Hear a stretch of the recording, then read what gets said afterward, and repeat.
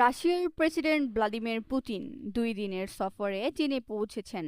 সফরে চীনের president Xi Jinping এর সঙ্গে তার বৈঠককে ঘিরে আন্তর্জাতিক অঙ্গনে ব্যাপক আলোচনা শুরু হয়েছে।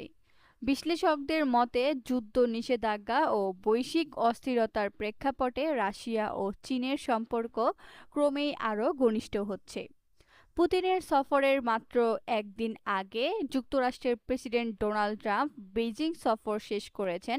ফলে অল্প সময়ের ব্যবধানে বিশ্বের 3 প্রভাবশালী নেতার কূটনৈতিক তৎপরতা নতুন ভূরাজনৈতিক বার্তা দিচ্ছে বলে মনে করছেন পর্যবেক্ষকরা।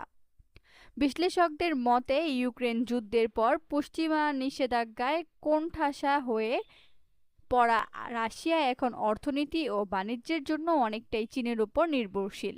2020 থেকে 2024 সালের মধ্যে দুই দেশের দ্বিপক্ষীয় বাণিজ্য দ্বিগুণের বেশি বেড়ে $236 বিলিয়ন পৌঁছেছে।